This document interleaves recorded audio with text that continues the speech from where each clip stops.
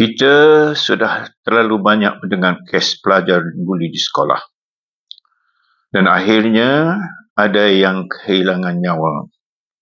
Tapi saya nak tanya hari ini, kenapa setiap kali kes berlaku, yang dihukum hanyalah pelaku kecil, pelajar bawah umur. Sedangkan sistem dan pentadbiran sekolah yang sepatutnya menjadi pelindung terus bebas tanpa sebarang pertanggungjawaban. Akta Kanak-kanak 2001 Seksyen 31 jelas menyebutkan sesiapa yang mempunyai jagaan ke atas kanak-kanak dan gagal mempunyai jagaan ke atas kanak-kanak dan gagal melindungi mereka daripada penganiayaan, pengabaian atau kecederaan boleh dipenjara sehingga 10 tahun atau didenda sehingga RM20,000. Jadi, saya nak tanya, bukankah pentadbir sekolah, guru asrama, pengetua itu sendiri mempunyai tanggungjawab in local parentis sebagai penjaga semasa pelajar berada di bawah bumbungan sekolah? Saya dah cuba buat semakan. Kenapa belum ada satu pun kes sekolah, termasuk sekolah berasrama penuh, di mana pihak pentadbir didakwa di bawah Seksyen 31 ini? Kita boleh sebut beberapa nama.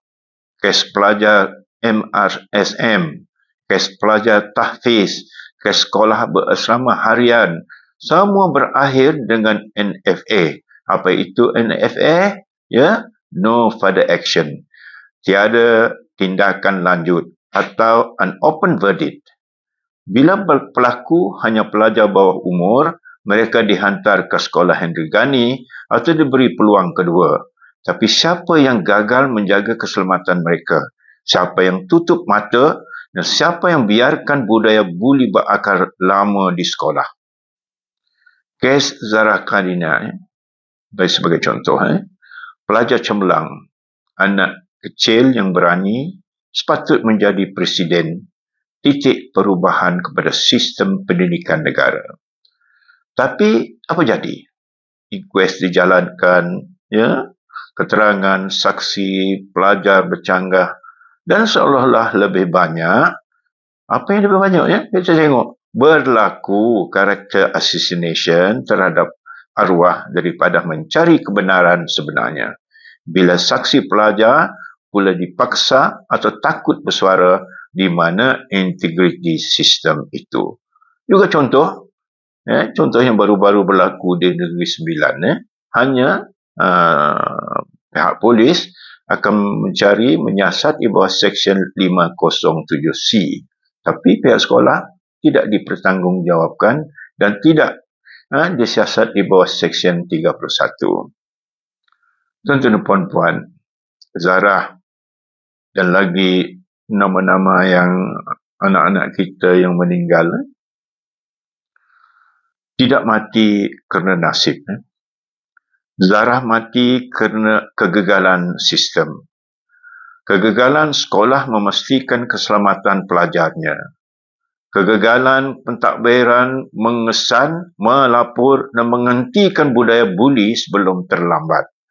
Tapi, tuan-tuan dan puan-puan, sampai hari ini, tiada siapa dari pihak pentadbir dipertanggungjawabkan. Kenapa mereka kebal undang-undang ke? Adakah kerana mereka penjawat awam? Adakah kerana pihak KPM mahu jaga imej sekolah, jaga nama institusi, atau jaga reputasi menteri? Kalau begitu, sistem kita, maka kita sebenarnya sedang mendidik satu generasi baru bahawa nyawa pelajar boleh dipandang enteng. Sampai bila kita nak biarkan keluarga mangsa menunggu jawapan yang tak akan datang? Sampai bila setiap kes boleh ditutup dengan istilah kesihatan lanjut atau tiada bukti mencukupi? Sampai bila kita nak biarkan pentadbiran sekolah terus selesa di kursi mereka, seolah-olah tiada darah anak orang lain yang tumpah kerana kelalaian mereka. Saya bukan minta hukuman kejam. Saya hanya minta keadilan, accountability. Sebab tanpa kebertanggungjawaban, sekolah akan terus menjadi tempat yang menakutkan bagi anak-anak kita. Dan bila sistem gagal menghukum yang bersalah, maka kita semua bersubhat sebagai masyarakat yang diam. Kes Zara Karina sebagai contoh. Dan ada lagi satu kes yang berlaku di Seremban. Bukan sekadar kes seorang pelajar yang mati. Ia adalah cermin kepada sistem pendidikan yang sedang sakit. Ya. Dan kalau hari ini kita masih gagal mencari siapa yang bersalah, maka esok mungkin ada Zara, mungkin ada lagi pelajar-pelajar yang lain yang akan menunggu giliran untuk mati dalam sistem yang kita sendiri biarkan rosak. Maka hari ini saya menyuruh Menteri Pendidikan, Peguam Negara, Polis Diraja Malaysia, jangan lagi biarkan mana-mana kes kematian pelajar berlalu tanpa tindakan. Laksanakanlah siasatan semula di bawah Seksyen 31 Akta Kanak-Kanak 2001 terhadap semua pihak yang mempunyai jagaan dan tanggungjawab langsung di sekolah. Tegakkanlah prinsip keadilan, bukan untuk membalas dendam, tapi untuk mencegah tragedi berulang. Bentuk unit khas keselamatan, kesejahteraan pelajar nasional yang bebas daripada pengaruh sekolah atau pentadbir, KPM terutamanya, untuk menyiasat semula kes buli, pengabaian dan kematian pelajar di bawah jagaan sekolah. Kalau kita benar-benar mahu membina sistem pendidikan yang berperi kemanusiaan, maka keadilan mesti bermula di sekolah.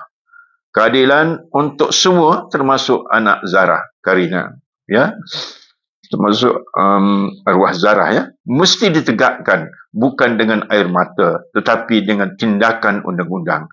Jangan biarkan nama-nama pelajar-pelajar hanya tinggal dalam berita. Biar ianya menjadi titik mula perubahan sebenarnya untuk semua anak kita di Malaysia. Assalamualaikum warahmatullahi wabarakatuh.